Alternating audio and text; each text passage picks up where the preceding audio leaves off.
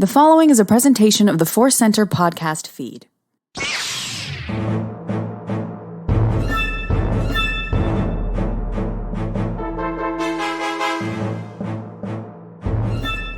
From the center of the galaxy, this is the ForceCenter podcast feed. I'm Ken Napzok. I'm Joseph Scrimshaw. And I'm Jennifer Landa. And we are here to talk about breaking news from a long time ago or breaking news from Buena Vista and Riverside.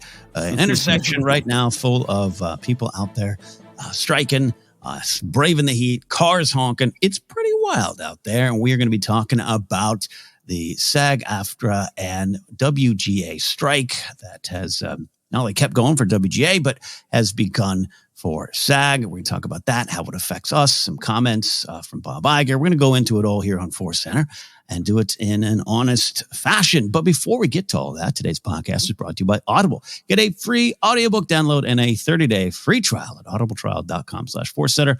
Over 180,000 titles to choose from for your iPhone, Android, Kindle, or MP3 player. A little bit later, we have a ForceCenter recommends something we think you could maybe try out on us while you're not watching shows and all those good things. We'll get to that here in a bit. We also, Joseph, do have an ask and I guess we'll say an update on something that has been in that ask for a bit.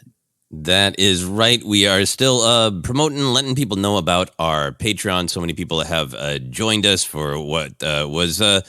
maybe it still is for me. Maybe it still is for some people. The Summer of Indiana Jones. We had so much fun doing the Indiana Jones and the Peerless podcast, building up to Dial of Destiny. Those episodes were exclusive to Patreon. They're available to everybody publicly now, but it was a big push for Patreon. And a ton of people joined us. They've joined our community on Discord, and we really, really appreciate that. So if you're interested in checking out what the Patreon might have to offer for you, you can go to patreon.com/ForceCenter. Now, another thing we've been doing with Patreon is building toward goals, financial goals. If we get to this amount of money a month, we're going to be able to have the elbow room to do cool things.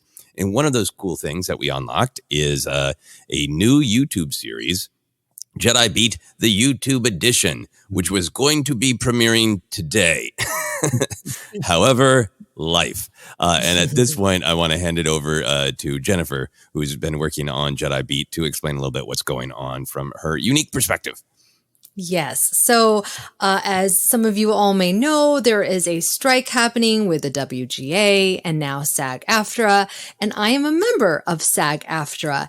And so I've actually reached out to my representative to get a little bit more clarity. But as it stands right now, I am not allowed to promote a struck company, which means I can't promote Disney, Star Wars, Lucasfilm, Marvel, none of that stuff.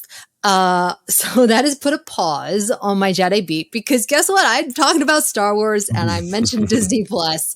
And even though I'm talking about 1975 and 76 and 77, I just want to be a little bit extra cautious and not get blackballed by my union. Yeah. We'll talk about all those details later. What is crisp and crystal clear, and what is hard to figure out, and what it means for ForceCenter. We're definitely going to be diving into all of that. But this is a brand new show that you're starting, and you are directly a member for SAG-AFTRA, and definitely need just more clarity on this from your reps, right? Yes, exactly. I'm so excited. It's finally done. It's ready to go. But once I find out the official word, then we can release it or wait. Wonderful indeed. So in the meantime, you can continue to support us, like Joseph said, at patreon.com/ForceCenter. We're excited to get that Jedi Beat out to you. And like I said, Joseph said, we're also going to go into more details of how this, directly affects us, our involvement and thoughts, but all the details coming soon here. We do want to talk about life or Star Wars adventures. All of this is part of our lives as people out here in the entertainment industry, but other things happened. I was on a train. Joseph was on a plane. Jen, if you could have been on a boat, we've just completed all modes of transportation. So life, adventures. Jen, where did life take you? It took me to Western Costume in North Hollywood. I was really excited. That was going to be where I was going to do my what's called stand-ups to introduce my Jedi beat and end my Jedi beat episode. I had grand visions, and so the reason why Western costume is special is because Star Wars actually used 5 spacesuits from Western costumes. So I think one of them was from Lost in Space, the TV show. Another one was from a 1950 film, Destination Moon. So I thought this would be a good backdrop for me, right? Yeah. I went. It is an office building. Like, there's no Western costume sign. It's just like an office building in the valley. And I just was like, and there was a security guard walking around, and I'm like, do I want to do this right now? So I had to find a different location. But yeah, that was kind of funny. I don't know what I was expecting. I was expecting a Western costume sign, which a placard, maybe. Yeah, something. I could have stood by the shipping and receiving. I actually thought about it. I'm like, this is too ridiculous. Nobody's going to understand why I'm standing by shipping and receiving. So I scrapped that idea. But that was my week last week. That was my Star Wars adventure. That's really funny. But I mean, it celebrates the true spirit of the Valley of like, an important thing happened here. It's just a gray building. Yes. Yeah. Yes. Yeah, exactly. And like George Lucas, I had visions of what I wanted it to be, and it just did not pan out. I have to do a special edition of it. I can't even remember the details to share, but I was watching some documentary recently, as I often do, and they went to like a location like this, and it was like an Office Max, but in the parking lot they had a placard. So it was like at least that, like, here stood that thing. So yeah. But staplers are on sale. So I know you had a big weekend, so whatever you want to share of it, we'll get to that. I had a simple, direct weekend, surviving the heat here in the Valley, finally hitting triple digits. But I took a train. Home. I had to go handle some family business on Saturday, and it involved a different vehicle that I now own versus my 2002 beat up Rebel Alliance of a Mustang is slowly being headed. Taken out to the pasture. So I've ridden trains before, but it was such a wonderful experience to sit there early in the morning, leave for Burbank, head up to San Luis Obispo. I read Star Wars Inquisitor: Rise of the Red Blade. I got into that book. Really enjoy. I think Delilah S. Dawson is one of our best Star Wars writers out there on the publishing side, and this is only adding to her legend in my mind. It's been fun to read that. Wrote a song, edited a video, had a snack. It was so relaxing. It was peaceful. It was, as we often say, Qui-Gon-like. I just felt it was in tune with things. But then, Star Wars didn't find me in a weird way, other than getting a chance to read that book. It was just a good chance to relax. Then come back to some of the storms of the real world, both in some places. A place where I work has a storm brewing. Just this town, the business, the industry has a storm brewing. So it reminded me to find peace and enjoy it and be present for that peace when you can and when you experience it. It's not always easy, but a snack on a train will help you find some peace. I love this story. I don't know if this is true for everyone, but I think it's true for a lot of people when you've been locked down in your office or living room or kind of just tied to your computer or whatever. That little bit of letting go of control of just being on a moving vehicle that you can't get off of unless you're Indiana Jones without shattering every bone in your body. It gives you this sort of Qui-Gon at the laser gate, just like you can flow more because a lot of the different things, the inputs aren't there. And you're just, I am here in this moment. I can't be anywhere else. So my mind will drift away and it finds all these things. It was, and even I as a plane traveler, I love traveling on planes. I find myself just listening to music, sleeping or zoning out. Maybe I watch a movie on the back of a chair, but I'll watch, if I fly with Grace, she'll pull out her laptop and do some work. Mark Ellis will pull out some laptop and do some work. And I'm like, I've tried and I can't. There's something like to what you're saying, Joseph, and I think it applies to the plane, but when you're on the ground and you're just staring out at the hills you're normally driving by, it just adds to this, like, what can I do? And got a lot done. So anyways, yes, love what you said there about that. But you, sir, were on a plane. And I want to shout out our ForceCenter listeners who last week we did an episode. And in the episode, Joseph and I had so much fun talking, diving deep, but Joseph had to catch a plane. And the episode ended and people were tweeting, Did Joseph catch his plane? Oh my gosh. I did push it a little bit, but thankfully the Lyft driver showed up, and it was a great Lyft driver, and I squeaked in time at the airport to have a martini at the Barney's Beanery in the airport. Oh yeah. Which is the first time I'd been in a Barney's Beanery, I'm ashamed to say. Anyway, I had a great experience going back home to Minneapolis to visit. It was great. I had a similar experience to you on the train, which is I think why I'm kind of obsessing on it. Is I've been working so hard on this short film. I stayed up for 24 hours at one point earlier this week trying to get it to where it needed to be so I could go visit Minneapolis. And when I got on the plane, it was just like, oh, I'm not tied to a computer. Don't need to send any emails. And I just had my notebook and ideas were just flowing. It was great. But the reason for my visit to Minneapolis is I almost always travel for shows. And there's a convention I always do in Minneapolis. And I made the hard choice to skip it this year, partially to work on the short film, but partially because I just can never kind of sink in and do things with family and friends. It's always like just a quick drive-by while I'm doing the shows. So I really wanted to make a point this summer to just visit, mainly to see my father, because my father and I have this kind of long list of we should do that someday things. And I got to see some other friends, nowhere near as many as I wanted, but it was mostly just a trip back home to see my father. And in terms of a Star Wars adventure, the whole weekend was a little bit the spirit of your father wanted you to have this when you were old enough. But it was more experiences, memories, all that kind of stuff. And it wasn't a lightsaber, but a lot of fun things. It was like I looked back at my photos and it was like almost like a parody of like a happy father-son montage. We went biking by a lake, and I helped him fix his 1950 panel truck, and he let me drive it for a few blocks. Did you start throwing soapy like water at each other while you're washing the car? Or was it just amazing? Pretty close to that. And he taught me to play the drums, as I've mentioned many times. So we played the drums together a little bit because he's been working hard to get his chops back, and I'm a little bit rusty. So we exchanged playing the drums and did some conversation about that. And there's some family history that I've never asked him about, so I was able to just really interview him about some family history. So it was a really great moving trip, as well as being back in Minneapolis in the summer, which is just gorgeous in the summer. So it was a wonderful time.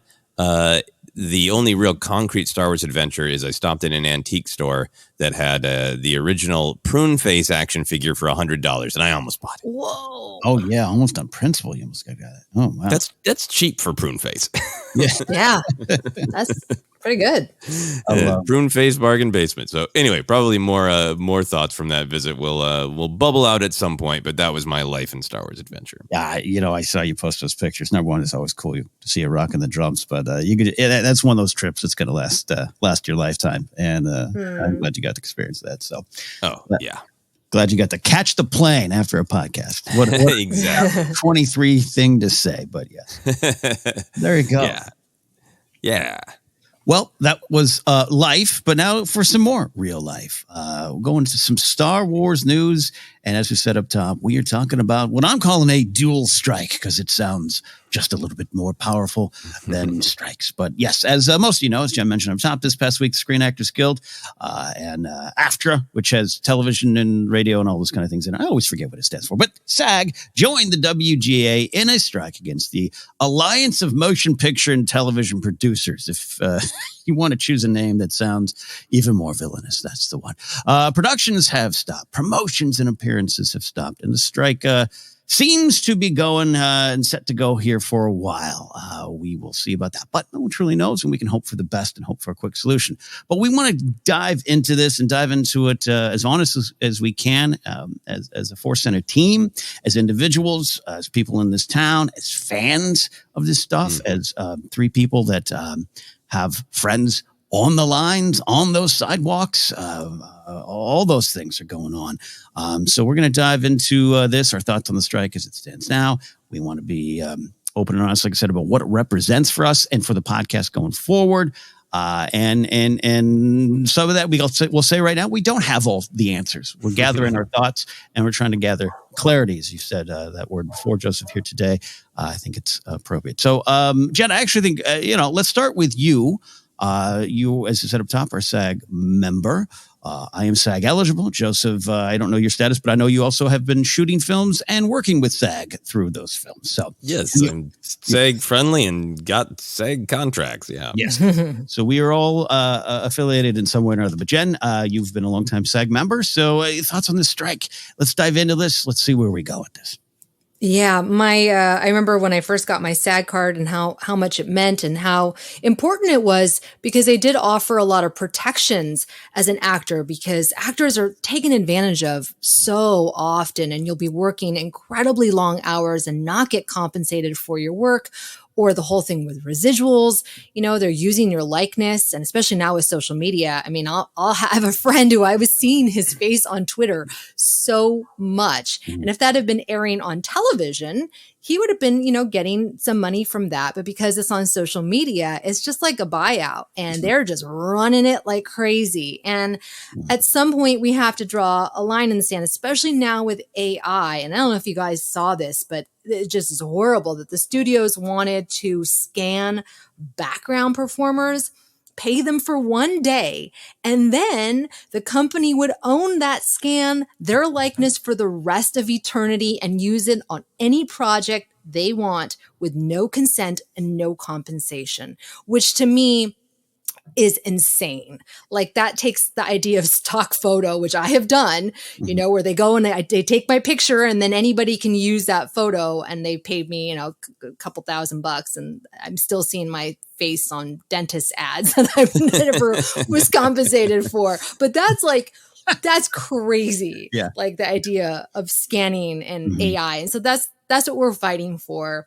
And I think this doesn't really affect, I guess it affects Brad Pitt and Meryl Streep, obviously they're, but it really affects like the middle and lower tier actors, because like we need to make a certain amount of money, $26,470 a year, to qualify for health insurance.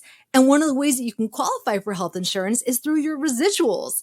And if the studios are not giving you what you deserve, that's why you have so many actors who are working on hit shows who still don't have health insurance. So it's a really important strike, but I am concerned because if it's not resolved by Christmas, the next year, we're all like fans, everybody's going to be feeling it because there won't be any new TV shows or films, which means that some people might cancel their subscriptions to streaming platforms, which means that studios and production companies will lose their revenue, which means that when we're able to go back to work, they won't be able to produce as much content. And the last thing I'll say is that Hollywood is a big business for us domestically and internationally. We export a lot of films globally. So for this business to come to a halt, it is going to have devastating consequences, not just to the actors and the writers, but to the crew, who also have now, they've lost their work. And there's going to be a lot of people who just leave the industry and can't come back, specifically probably like people of color who don't come from, we don't come from generational wealth, and or anybody that doesn't come from generational wealth and can't sustain a year-long strike, right? So yeah, pretty important, but also concerning. Yeah, no, well said and honest as always, Jen. And yeah, it's I had a conversation this weekend. I won't say it was with my dad, but it might have been, where I just can't support these millionaires asking for more money. That's not why even the millionaires are on strike. And you try to relate it personally. I think one of the biggest problems we humans have is if it doesn't affect you directly or you can't connect to it directly, you just have an easier time distancing yourself from it all. I think that applies to big social issues and everything. It's just kind of the way of it, but it's also the truth. And it's like, looking at what my partner does, Grace, who's been a long time, decades long member of SAG, and who gets, you need to audition to get on the work. That's not always your choice. You can certainly submit, but if you have agents and managers and a team, as she does, you get called in, and that is a 2 to sometimes 7 day or longer process. Where you're putting hours of work into something that is, you hopefully get it's an job audition, a job interview, so to speak. But you're not compensated for that, and you can't work on other things while you're doing that, or you got to concentrate. And it's to folks like, and I'll just say, like my dad, it sounds like a sob story, but it's like, in the meantime, we're not surviving. Right. And it's about that. And this isn't, and we talked about it before, and this is something that I think I've changed over the years on this issue. It's like, this isn't just fancy dancy artists wanting to get more money to get richer. This is a labor problem that has only gotten worse from America's Gilded Age on to now, and the wealth gap growing, and the myth of just work hard and you too can be a billionaire is just, like I said, it's a myth to me, and this is part of that problem, and that's why I think it's a very important fight, though frustrating and some confusing gray area we're going to discuss. There's some realities to it. I always want to make sure groups don't become the powers they're trying to fight, and that's a George Lucas prequel era thought, but that's a personal take for me, but it's not just Tom Cruise, and it is it's crazy what some of the stuff that's going on. So that's an opening statement for me. But Joseph, bring you in here and your overall thoughts, and a lot of this stuff we talked about when the WGA went on strike, but it is important to revisit this as it kicks up in higher gear.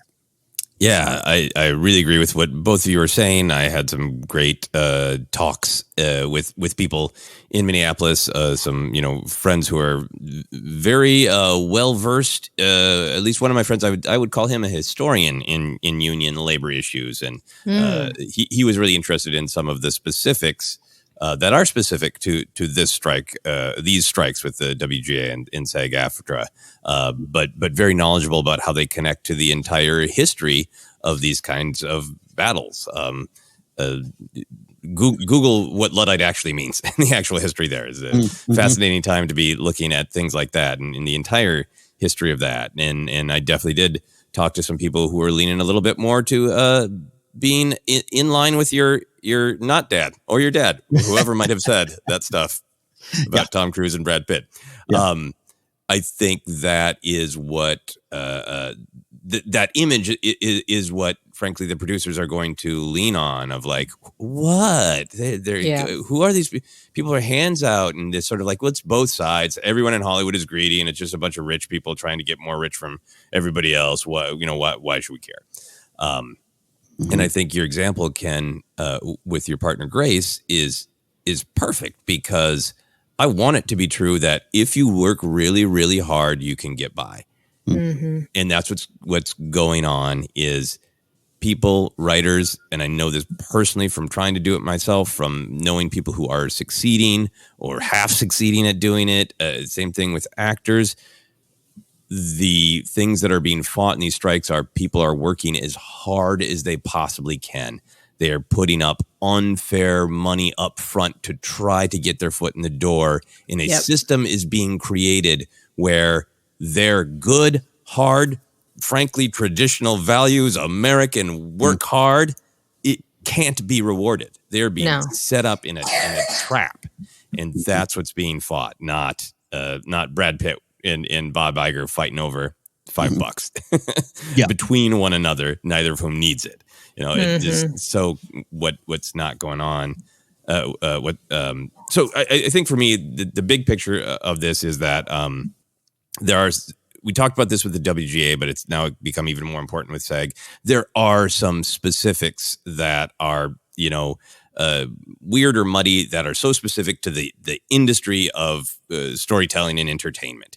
But if you step back, it's so familiar. It's the boss battle of our time. I think everyone in almost every profession is dealing with things like this, where smaller and smaller groups of people are trying to amass all of the money, all of the power and control, and they are squeezing maybe other rich people a little bit, but for the most part, they're squeezing the middle class and their lower class, and they're making it sure that people can't achieve the middle class dream. That's what's happening. This is a labor issue. Yep.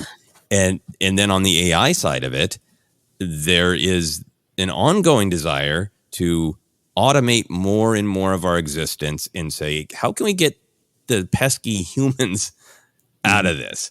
There's the financial gain of that, but there's also just the dehumanization of it. And we've talked endlessly about, did we like Tarkin? Were we okay with CGI Indiana Jones at the beginning of Dial of Destiny? The various iterations of Luke Skywalker, and that fine balance of anything automated, digital can be a tool, but it has to remain a tool of creativity, not something that pushes humans out entirely, robs us of financial reward, and robs us of our humanity. And I go back to our train, plane, floating mind scan, because so much of our lives are caught up in, I am trying to do this flowing organic thing, but there's a rigid automated system in my way. We joked about when we were in London, Ken, I tried to order a martini. I could see at the bar that they had gin and vermouth. The poor server wanted to get me a martini. We could easily communicate as humans. Put those two bottles together in a slightly chilled glass. Human communication, easy. And this poor, stressed out woman with an iPad who had to enter the order that way just sighed and said, I don't have a button for that. And all the AI stuff it's real technical and it's about money, but for me, it is also about the spirit of it, of when it becomes more than a tool, but it becomes a total block to human connection. That's frightening as well. And I think that's what's at stake is the financial realities of what they're trying to do, like just pay people for one day and scan them and reuse them. But it's also, what we're making is art. What we're making is connection. And when it goes beyond a tool to a block for connection and a block for humans interacting with one another, that's a really big, serious issue that affects entertainment, but it also affects all of us. We're all being sort of automated out of connection. Yeah, I really like that, and it's important to talk about as Star Wars fans, because I think technological advancements are often part of Star Wars, right?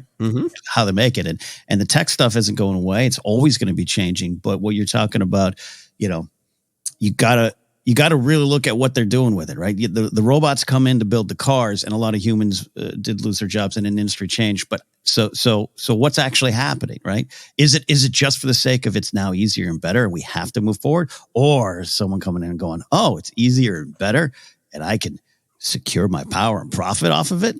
That's the way I see it. I am someone who has both lost a job to, quote unquote, lost a job to AI recently, and also has used it from time to time for, I can organize a resume in 10 seconds as opposed to 10 minutes. Let me see this, right?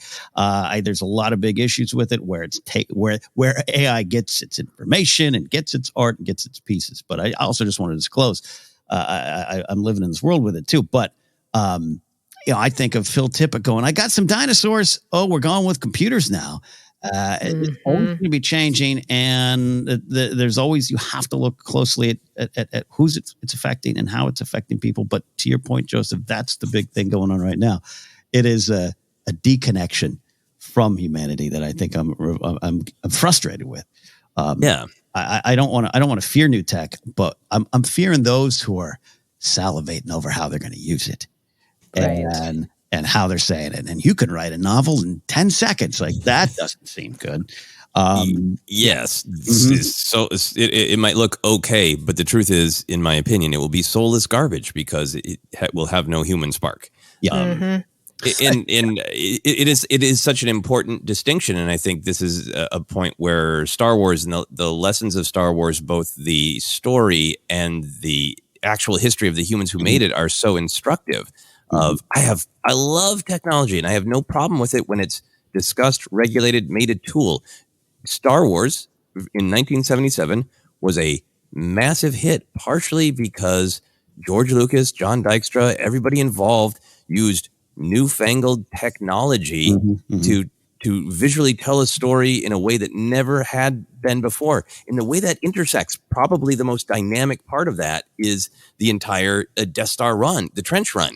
And what is the ultimate lesson, the moral of the narrative that was created by this groundbreaking technology is Obi-Wan convincing Luke to let go, not just rely on the machine and be flowing and organic. That's always going to be the tension of technology. Of it's a tool, but we can't allow it to be for us to become rigid and mechanical. We need to remain flowing and organic, and that's exactly what the unions are fighting about. They're trying to say we need to really regulate this and agree on how exactly we use it, so we don't cross that line. Yeah, I have some more thoughts on that, but Jen, I want to make sure you get in here too. Oh, yeah. No, I mean, I think that the thing is that this has to start right now because the technology is moving so fast and people, like you said, are already using it and people are already getting laid off. So we need to address it now because if we try and address it 5 years from now, it'll be too late. And so it's really painful. And, obviously we came off of the pandemic and things still have not recovered, but that is why the time is now. And I'm so glad that you made that point, Joseph, that this is a labor dispute. I mean, I go to my local grocery store and all of a sudden they have only one cashier now, one human cashier, because they put in a bunch of self-checkouts, which is convenient if you have a couple items, but not when I have a cart full of things. Every place I'm going, it is now automated, and in that human connection, which we've already been so deprived from the human connection because of the pandemic. I'm going out, I'm like, this is my time to socialize, and there's nobody there. It's weird. It is really weird, and it is concerning, and we have seen this happen throughout history, and it's only going to get worse.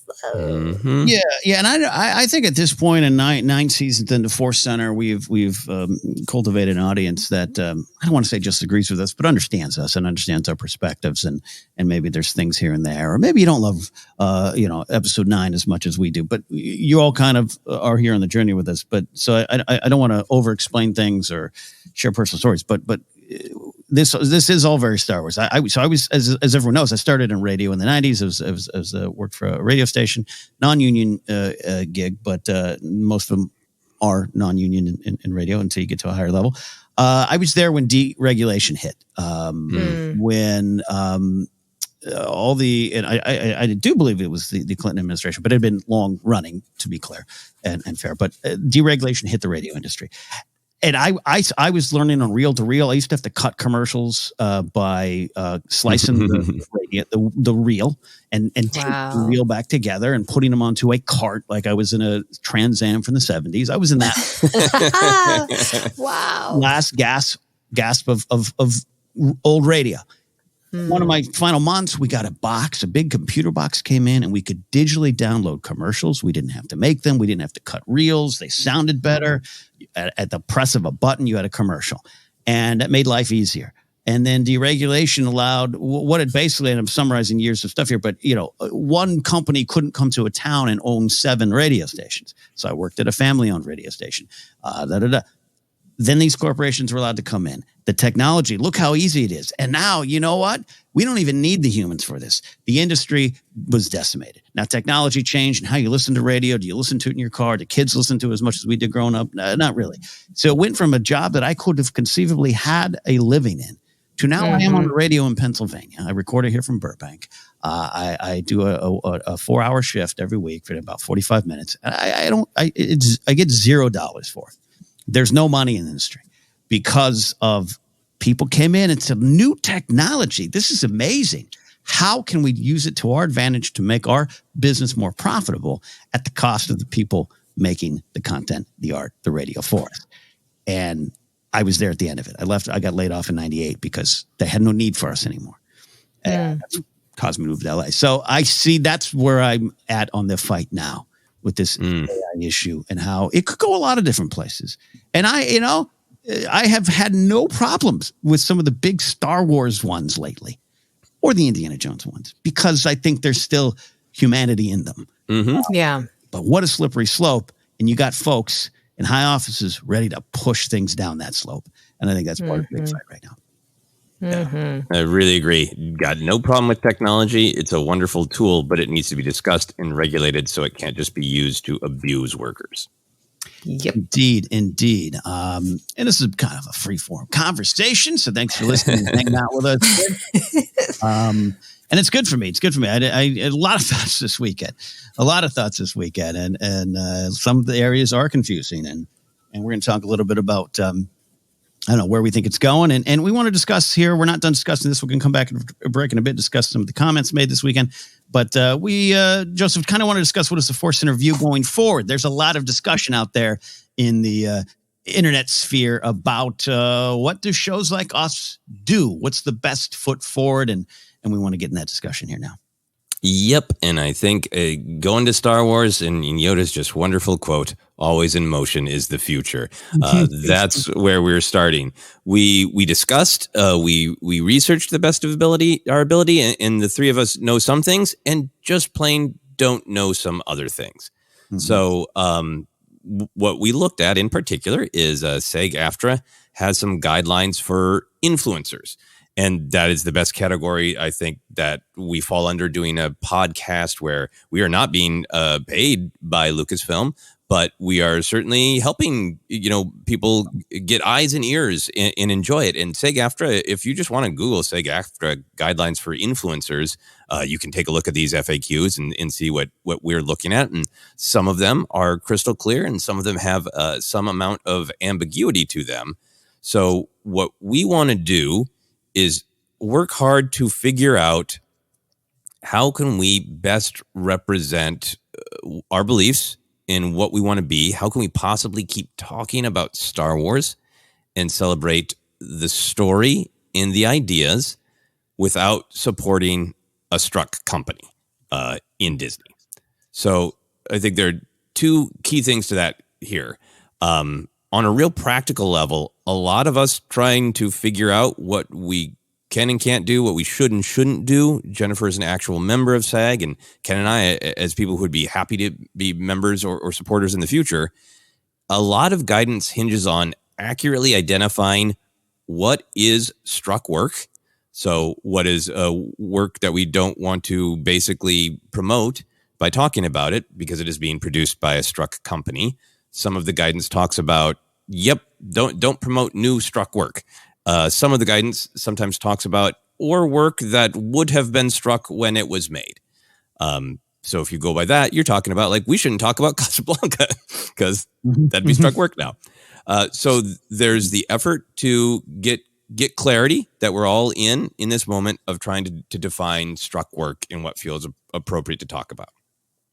So that stuff is going through FAQs, reaching out for more guidance, having patience as more guidance comes out as the strike goes on.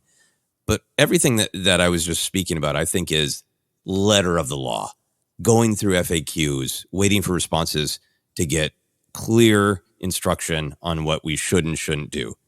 But then there's the spirit of the thing. So we're definitely looking at the letter of the rules for guidance. But I think what ForceCenter is going to do to the best of our ability is look at the spirit of it does this feel right? Does this feel like what we're really doing is talking about old ideas of Star Wars, and it doesn't feel like promoting Star Wars in Disney in a way that would be undermining the workers picketing. And I think under that umbrella, for the spirit of the thing and probably the letter of the thing, the one thing that we know for sure is that we're not going to cover new content until the strike is over. So we are not on ForceCenter going to discuss Ahsoka, the show, until the strike is over. And that breaks my heart. And for the betterment of absolutely everyone involved, I really hope that the strike ends tomorrow.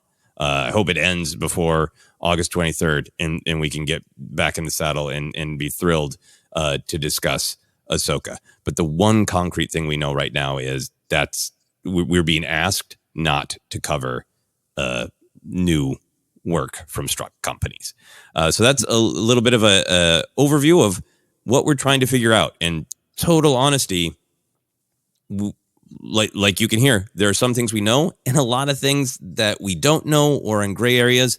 And as we take steps forward, figuring out what we're going to do with the podcast, we're just going to be in a space where we are open and listening and trying to find the best way forward. How'd I do, friends? As always, Good. Elegant, thoughtful, and well said and honest. And Jen, I definitely want to bring you in here because, as you said before, we keep saying, but you are a little more even directly involved than us. And Joseph and I would say, are pretty directly involved too. But and especially even in my house here, it affects us with a SAG member in my own house. But yeah, Joseph, you're very right. I think the right thing and the sure thing to do is to not cover Ahsoka. For the sake of being honest, I'm still going to watch it. I'm still watching things. I still want those numbers to be up.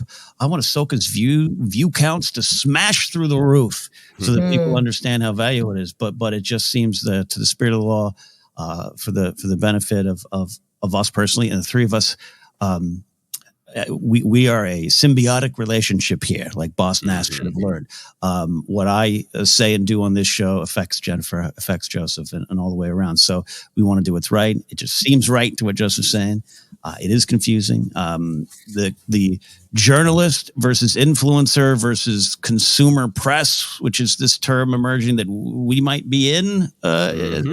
It's a weird world. You're seeing it a lot, and who gets invited to events. You're seeing a lot of people fighting over who gets invited to events and who doesn't, and who does what, and what can you do. There is not a lot of clarity. One thing I would say for anyone listening, to your favorite shows, not just ForceCenter, to your other shows out there, your Star Wars Explains and Octo Radios and your Galactic Pocket, whatever you listen to out there. If they make a decision that they feel is right for them, understand that. There's different, some people pay their bills entirely off this stuff. Some people like us pay some of our bills off this stuff. Some people just hobby. But they're making decisions they feel is right for them. And unless there's an overt desire to not support the strike, then, even then measure that as it comes to you. I've not shockingly, Twitter's been a little rough, or social media in general has been a little rough to people as they navigate these waters, have contracts to go cover events, are invited to events, aren't members, aren't sure what that means. So I'm confident in our decision, even though the decision has some vague grayness that we're trying to navigate. We have patience. Like Joseph said, heartbroken. That trailer last week has still got me buzzing. I was flying before I got on the plane. That's what we were talking about. We were going to talk for like an hour, and I can't even remember how long we talked. I'm so excited for that show, and I so want it to be a triumph for everyone involved for lots of reasons. And I hope it still can be. Yeah, and I'm confident there will be a conclusion to this dual strike here. It might be a while. So anyways, that's all my thing too. To echo what Joseph said, that's the one thing we know we're not doing. We're going to figure out what we can do, what we want to do, what would still, we're still going to have ForceCenter content. We ain't going away, but to do what's right. Again, and there's a lot to lose. Jen, you lead that charge in terms of you have to be careful. Yes. I mean, and it's very confusing because I am still auditioning for commercials because the commercial contract, we are not on strike. I just can't audition for TV and film, which I was like, okay, it seems pretty clear. I'm not a writer. I'm not in WGA, so I can't write any projects, right? That's clear to me. And with SAG, I'm like, well, I'm not in the Barbie movie. So yeah, I'm not going to go around touting that I'm in the Barbie movie. But the whole influencer thing really was where I was like, oh, shoot. That's when last night I emailed the guys and I was like, I think I can't release my Jedi beat because I am promoting a struck company. And so it's all just a little murky and we're all trying to figure this out. And they're saying, influencers should refrain from posting on social media about any struck companies, whether they are paid or if it's just organic. Hey, I saw the Barbie movie. I loved it. That falls under kind of influencer territory, which is, it's really hard because I hope that they get this resolved before Ahsoka, because this is such a big, big event and we want to be able to talk about it. But I also want to do what's right and support the writers, support my fellow actors. And so we'll just have to wait and see, and also be open to, if we wade into these waters and we do something and somebody calls us out, be like, okay, yeah, we can pivot, we can change course. Because I see other people who are like doubling down, tripling down. And it's like, yeah, people are calling you out. Maybe you should listen to that. Right. Yeah. So we're all figuring this out. Yeah. We want to, at ForceCenter, remain, keep our skills, our listening skills intact. What we do, in motion if we need be. And so Joseph, you had said something earlier of like, hey, as more things emerge, as more clarification emerges, or we just kind of get direction from the world in a way, we'll find our way through it. Yeah, exactly. And I think it's really good for Jennifer to highlight some of the specific text, because, we're going through and trying to figure out, like, how do we, not covering newly made struck work like Ahsoka is pretty easy to figure out. But just by talking about older episodes of The Mandalorian that's only available on Disney Plus, how does that fit in? That you can't Google exactly that. But on this influencer guide that Jennifer was quoting, the specific question in the FAQ is, for a SAG-AFTRA member, am I allowed to promote struck work on social media as a fan and not in a paid capacity? And this is what Jennifer was just quoting. The answer is, influencers should refrain from posting on social media about any struck work, regardless of whether they're posting organically or in a paid capacity. And for me, I think that's the thing that hits closest to home for what we're doing, for finding the best definition of it. So that's part of what we're going on. And also, just to make it crystal clear, the other part of this FAQ says, how does this apply to me if I'm a non-union influencer? Ken is a union eligible influencer. I'm a non-union influencer. And it says, any non-member seeking future membership in SAG-AFTRA who performs covered work or services for a struck company during the strike will not be admitted into membership in SAG-AFTRA. So just for utter clarity, this Q&A or FAQ is speaking directly to Jennifer because she's a member. But the spirit of what the unions are asking for and support too is, if you're not yet a member and you'd like to be, please follow these rules like you're a member. Yeah, and for someone like me that works, it's I've been sitting on that eligible for a while. I'm not acting's not my primary thing. I had fun on a film recently. I can't wait you all to see it. It wet my whistle, I'll say. But yeah, I only have a certain a finite amount of non-union projects I could work before I kind of it's sometimes confusing. If I was to work on a union project, eventually I have to join. Get to that status of have to join. And so if I hit that wall and they pull out a file, what's ForceCenter and why did you talk about this? It could affect me, my livelihood, my ability to support myself and those around me. So that's why also an abundance of caution is needed. Joseph has long been an amazing storyteller, writer, and a filmmaker, but he's really focusing on it. And I can tell you firsthand, he's a great director. More's going to come. And as he works with SAG and tries to do right, that's one thing I'll say about you, Joseph, is as you approach the short film process, you've really tried to do right by those who work for you and the unions that they're involved in. And that can be costly. That can be confusing. That can be tough. But we don't want this lifelong passion of Star Wars, this 10-year-long passion of ForceCenter, to undercut us when we can just be a little more careful. I think we made it clear. I think we're just want to be extra clear and ask for support of our listeners out there. More than anything, the whole strike is just a problem, and it's something we want resolved. But also, as a fan, what a bummer! But it isn't. And guess what? A little bummer about a Star Wars show that we want to watch is pales in comparison to the larger fight. Well said, Ken. Well said. That's right. All right. Well, we're going to take a quick break. We're not done talking about this, but we do want to have our ForceCenter recommends, which I think is okay for us to do.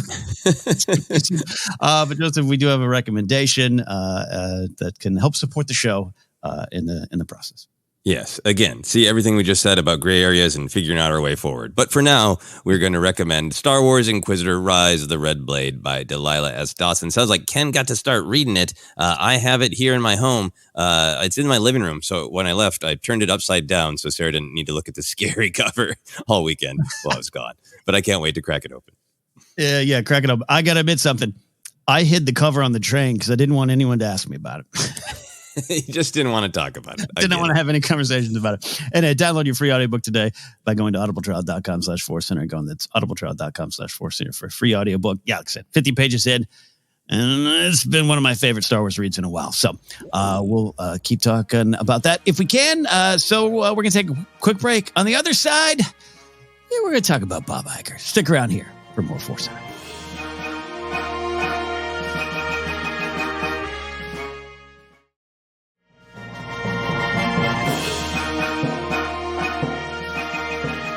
Welcome back to ForceCenter. We are talking about Star Wars news. And for right now, Star Wars news is all based in a very harsh reality. We're going to talk about this. Set up top, we're going to talk about Bob Iger.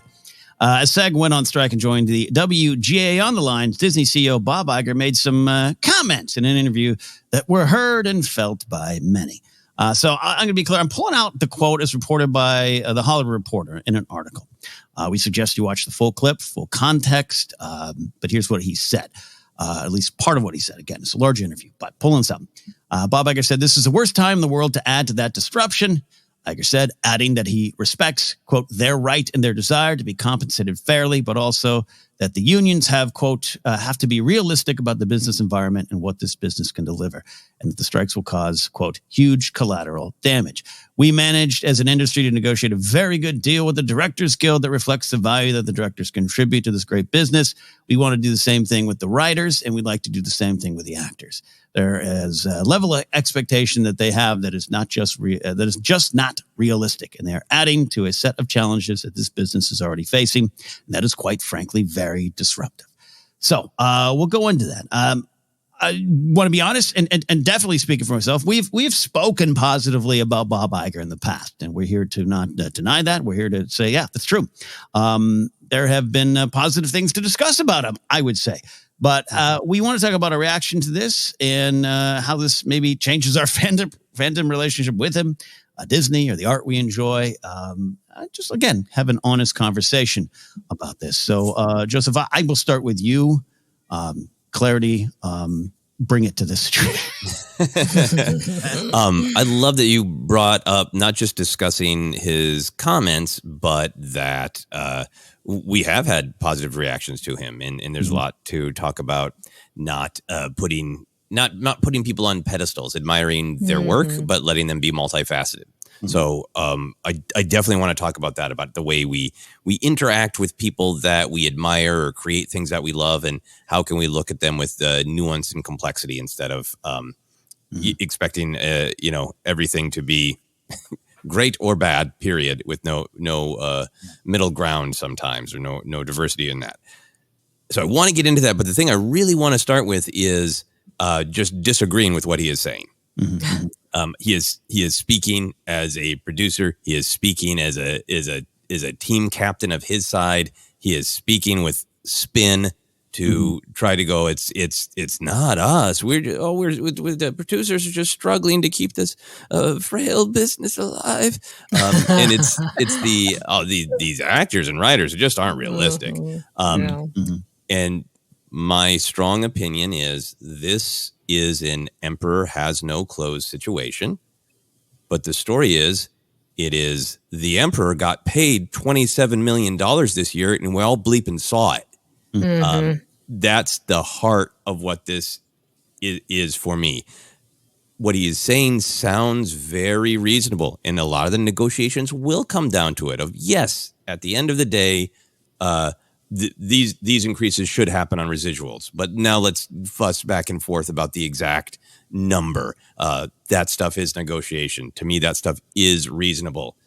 But the let's just all pretend that there isn't millions and millions and billions of dollars to be more fairly distributed is ridiculous. It is the emperor has new clothes. It's expecting us to watch the uppermost class, the most powerful class, the class with the most money, and just pretend that they don't have a crushing amount of money. The emperor got paid $27 million and we all saw it, but we're not supposed to, I picture a little kid watching this interview, a little 4-year-old going, and then the brave 4-year-old said, didn't he make $27 million? Yeah. Great opening statement there. I want to get into it there, Jen, but I want to bring you in on this statement. Here's what I'll say before I pitch you to Jen. Joseph, you touched upon it. Yeah. You will find that the very truths we cling to depend greatly on our own point of view. There's things in this statement that I'm like, no. The industry has changed. The industry's going through drastic changes. The days of 24 episodes of sitcoms that go into syndication don't exist. You might have to ask why that doesn't exist. So that this is all going forward, and this is all disruptive. Yeah, I can say that's true. As you are at your billionaire weekend camp, flying up there, it rings hollow to me. So Jen, I'll let you take over there before I get on a bullhorn. I actually stayed up late watching all of the clips that they had from this CNBC interview. It's a business interview, so the majority of the talk is about the business. And he talks about some of the failures of Pixar, what they're going to do with maybe like ABC, the network ABC, what they might do with FX, right? How they're not sure if it fits with the Disney brand anymore. It's costing them a lot of money. There's been a lot of turnover. He's constantly talking about cutting costs in that interview, how they're going to try and be more strategic. He also mentions, which got a lot of press, scaling back on Marvel, scaling back on Star Wars for the cost reasons, and also to prevent the kind of oversaturation that he feels has kind of maybe quote unquote watered down the brand, right? Mm-hmm. So I'm like, oh yeah, he seems very honest. He's a very charming CEO, but like you guys said, I'm like, wait a minute, this guy is making millions and millions of dollars. And yes, I know that streaming has upended our industry because they used to make a lot of money with DVD sales and home rentals, right? So they're losing money, but they're still finding the money to pay for these executives. And I actually saw somebody in the Hollywood Reporter talk about how one way that we can make this work and bridge the gap is to have all the top executives and the highest paid actors to kind of take pay cuts to narrow the gap between their salaries and their lower. I'm sorry? Barry Diller said it. Yeah. Barry Diller. That's right. Barry Diller said that. And that makes a lot of sense to me because I think in the 80s, the executives only made like 30 times as much as the highest paid actor. And now it's like 400 times. It's or the average actor. It's the rate is 30 times their lowest paid employee. That's it. Thank you. Yeah. Now it's 400 times. 400 times. And that lowest paid employee ain't exactly going to smokehouse every weekend. No. Right. Exactly. So like you guys said, the emperor has no clothes and they just want for us to forget. And for a moment, I was like, yeah, he's right. They have been losing money. And I'm like, wow, wait a minute. Well, there's a truth. Sucked in. Yeah, no, there's truth. Look, there's a reason there's a reason Bob Chapek was fired at an Elton John concert and this guy's brought back, right? I totally get it. Totally get it. And I'll say it. I read Iger's book and I said it before, I'll say it again. There's a lot of things in there I liked, all right? But it's gone beyond that.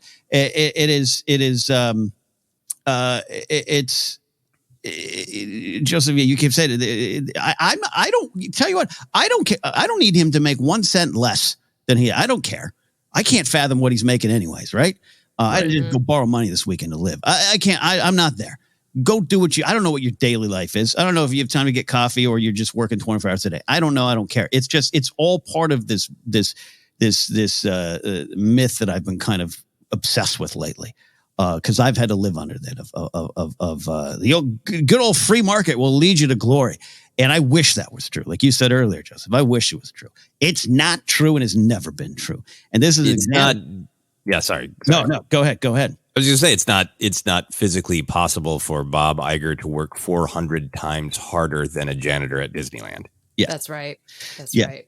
I'm not, and a lot of people are justifiably dragging him for his yachts.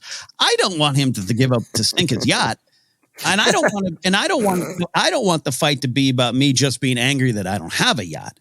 I don't want that either. But it's the every word rings hollow when you actually do this. And I'll pitch it back to you, Joseph or Jen. I think this is a Star Wars lesson, and I hope this doesn't come off as me trying with one last shred of decency to defend a CEO I've been positive about in the past. But I think this is also a prime example. There was a recent show about Boba Fett about this. A leader can start in a good spot. A leader can work their way up. A leader can have good intentions, but be so high up on the platform, whether they have an attitude about it or not, but they so high up that their feet are not on the ground. And the lessons of a former bounty hunter turned daimyo in a space town, going, no, I need to walk around. And then even then having to hear, what jobs, oh mighty daimyo, what jobs do you think we can get? We can't survive. And whether you mean to or not, power can separate.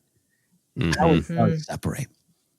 I don't know how he wakes up in the morning, Mr. Iger. I don't know what's in his heart. I like his smile, but I don't know what's there. But this is an example to me of someone who's like, yeah, it's disruptive.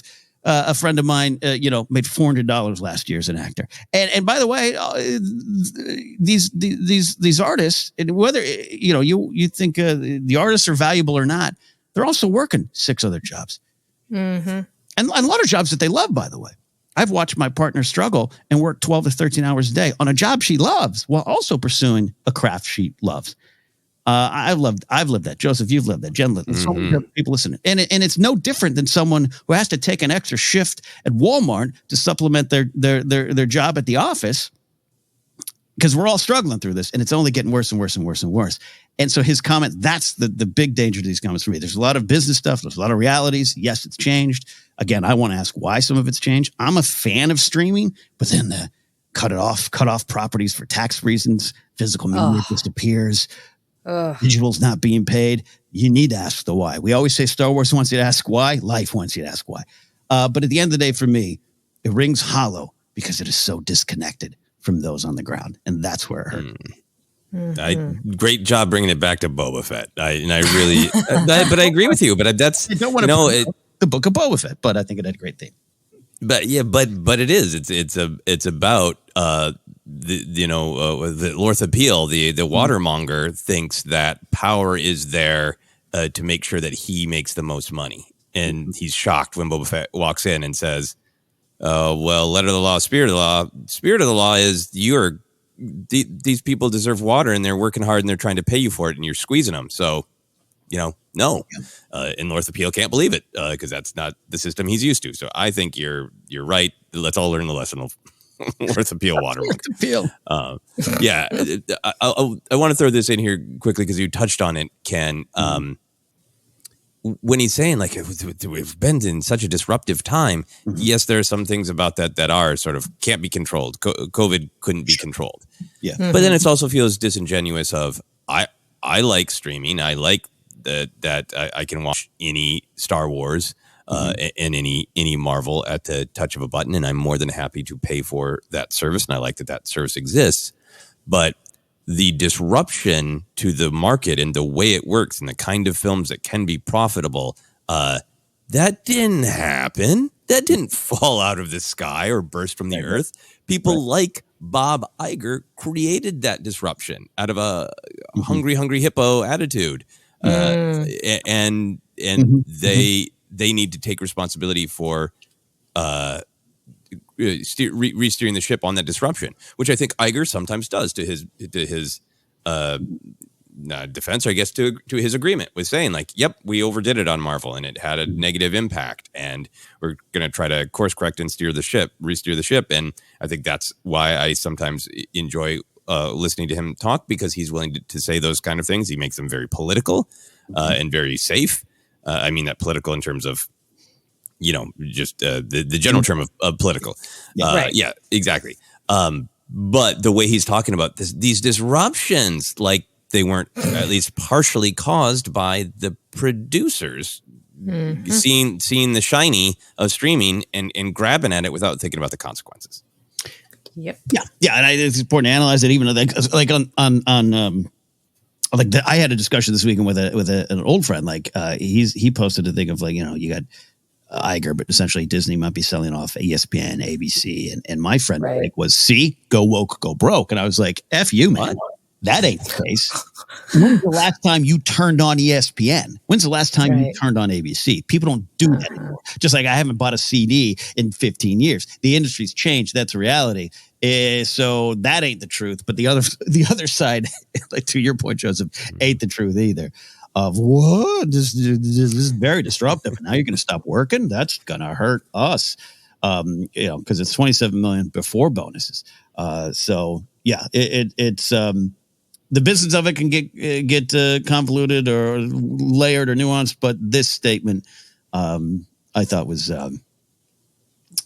disappointment doesn't even cover it. Yeah. Almost. Yeah. I'll be really extra honest about it. As someone who has said, I don't know, I like his book. I like his sweaters. When I saw and heard and saw the words come out of his mouth, I was stunned. Someone who has been generally good at putting the best face forward said something just so clueless and hurtful. And I think it goes back to the power thing. But go for it, Jennifer. No, I think like you guys have been saying, putting people on pedestals is something that I've had to learn because I really admire so many of these people. And not to say that they have let me down. He did let me down. I was disappointed. But at the end of the day, these are corporations. They are businesses. They care about their business. And as much as they try and make people feel, a lot of times their employees, like their family, right? We're a family. We're going to overwork you and underpay you. It's just kind of like, it's manipulative and they'll replace you in a second. And so we have to approach these things critically, and I will no longer, I don't know. I don't want to say that we're not going to promote IgerCon because that was always a fun thing, right? Yeah. But I just look at him. I want to own it too. No, sorry, Jen, I cut you off. I apologize. Yeah, no, that's it. I want to own it too because, we have been positive, and there's no way I'm going to let anyone out there say we're denying that. No. But that's part of what I want to honestly discuss today. Yeah. I just want Bob. I liked him. What are you saying, Bob? We promoted IgerCon because as a joke, because that's where he was making the announcements instead of at Comic-Cons and events at El Capitan, and then it does elevate him, by making it IgerCon, but it was about the announcement. For me, I think people contain multitudes. I think it's something that we all know, that many of us know from relationships where you have a friend, we're like 87%, we are so simpatico. There's 13% we can't talk about. Like there's nuance and complexity in our relationships. I think Bob Iger is a fascinating, interesting personality. He's had a fascinating life. I loved his book. I bought it for my father-in-law. I might read it again someday. I think he's made some good decisions, both creatively and in my opinion, when you look at art as having great value that might be financial, but is also valuable to the soul and to helping society move forward. He pushed people out in Marvel who were making bad decisions and pushed and supported artists to create more diversity. He made the decision to say, we should lean into Black Panther. We should lean into Captain Marvel. Those are good decisions. And in my opinion, and I always think that he's the person who gave the green light to Twin Peaks and then destroyed it and then wrote in his book, maybe I should have listened to David Lynch. There's complexity. I don't need him to be a good guy or a bad guy. To me, what he is an extremely powerful person who I have sometimes really enjoyed and been fascinated by, because I think he's shown a deftness at saying, I am a business person, and I'm good at the brutal, cutthroat reality of business. And I know that my bottom line is the stockholders and the board. And I know how to make them happy while also realizing that what I'm selling, what Disney is selling, is magic and storytelling and how art can truly affect your life. And I think he's somebody who's been able to hold the contrasting reality of the brutalness of business and the magic of art. And I will always be interested in his ability to balance this. And in this particular instance, to me, he just came out playing his role with his producer hat and just spun it and did his talking points. And that's not a moment I can admire or agree with. With purple mountains majesty behind him, with jet party, it just ain't a good look, Bob. Ain't a good look. And not great, Bob. Not great. Not great, Bob. Look, he is someone who has a good reputation with some creators, maybe not all. There is some stories. I take what it's worth. He's the one that said we must hire Lord Miller, and that didn't work out. He's done a lot of things, and that's the way it's going to be. But this is also the world we live in. Like I have a friend, just something. He is still upset that I take gigs at comedy clubs, and I'm like, man, I wish I couldn't, because there's a lot of stuff goes on at comedy clubs that I, isn't great. It's a complicated issue, blah blah. But I'm like, I can't do your show in the back of a store once a year and have a career. I can't.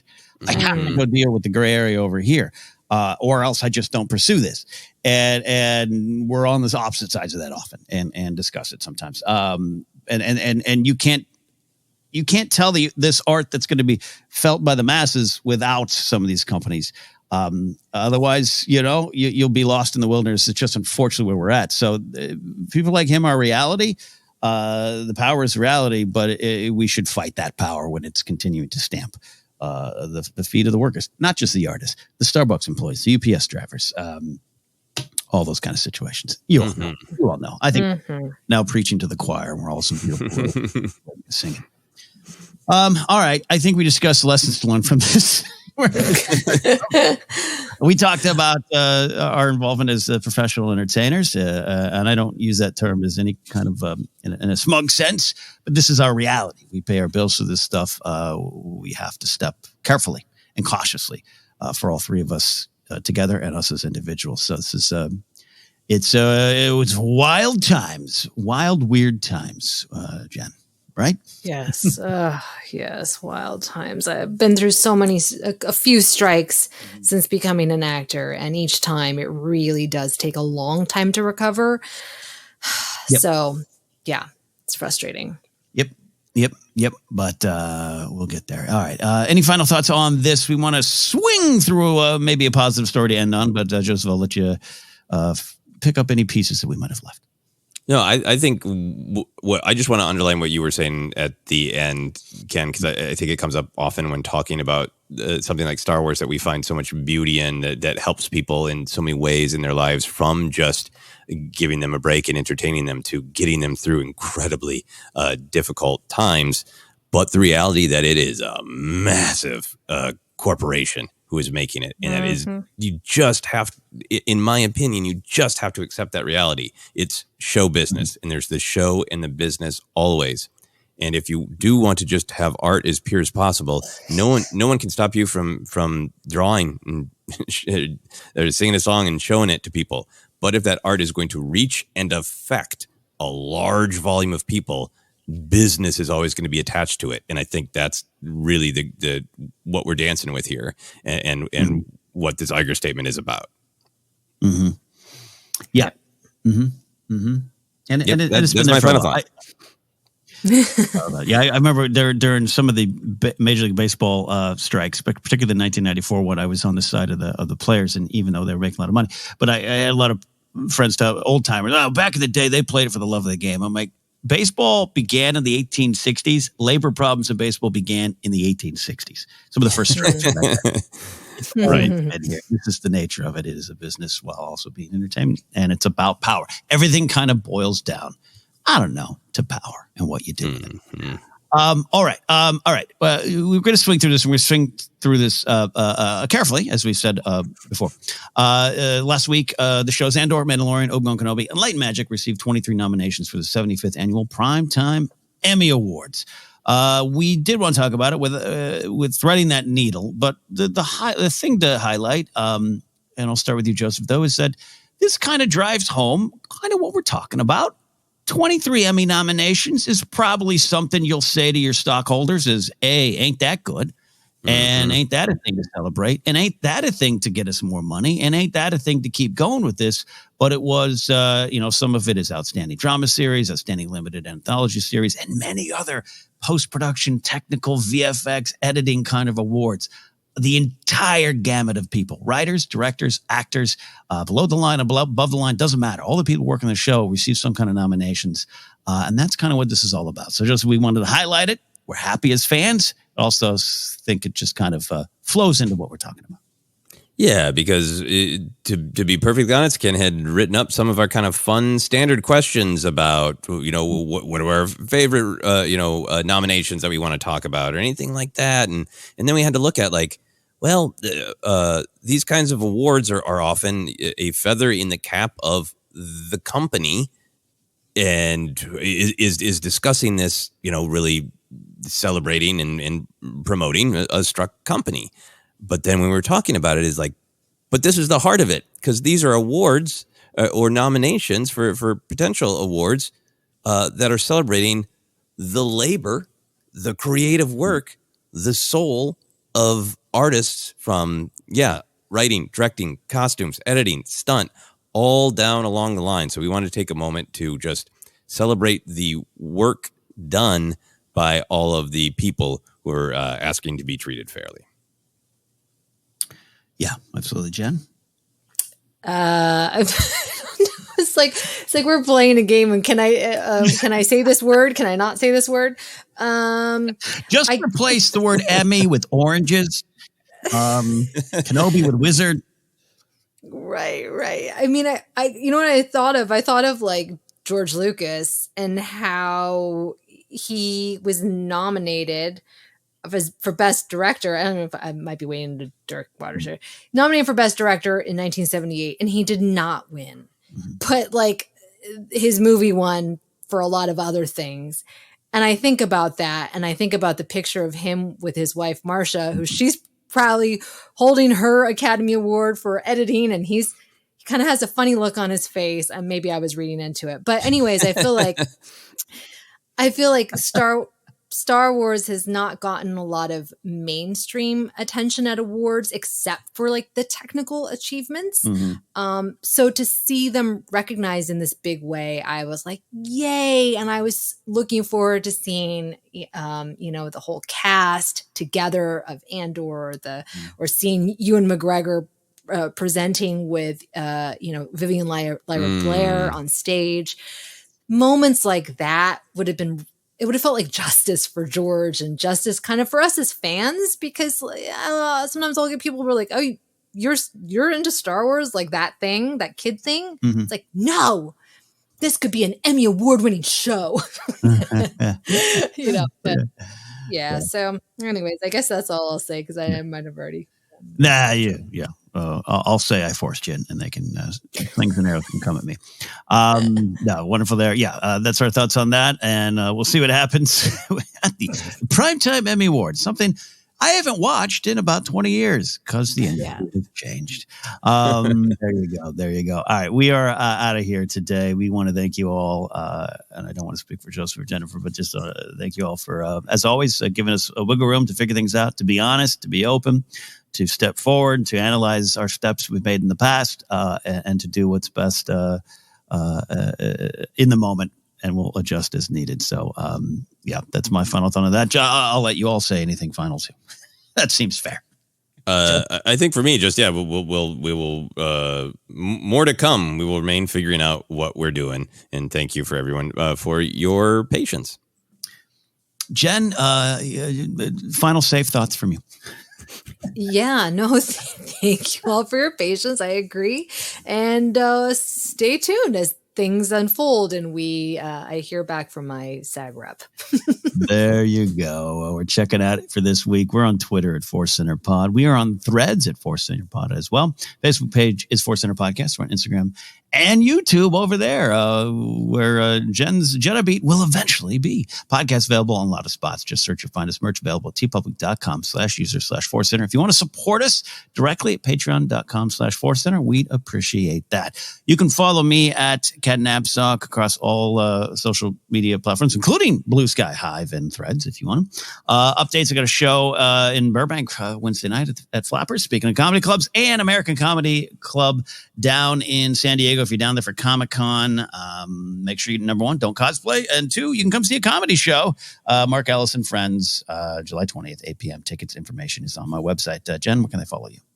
You can find me on all the social media platforms at Jennifer Landa. I think I'm going to do the Nubs toy review because it's a toy. I don't know. I'll have to figure that out.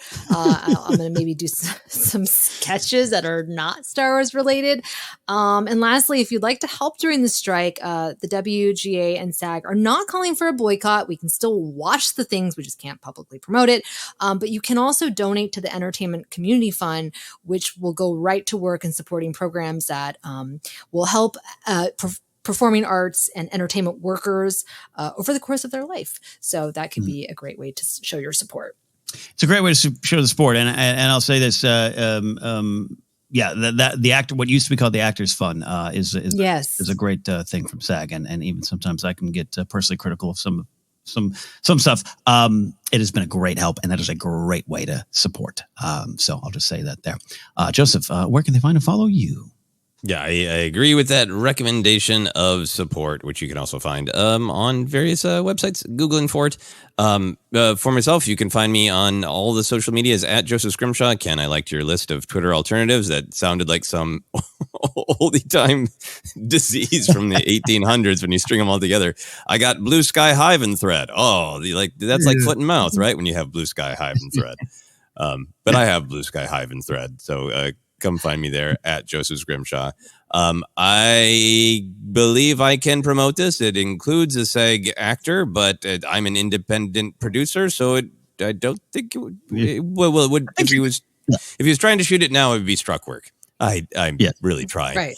Anyway, the short film I made with Phil Lamar a little while back is premiering at a festival in Portland in August. It is the Portland Festival of Cinema, Animation, and Technology. So if you're in the Portland area and want to check it out, the schedule, the website is pdxfestofcinema.com.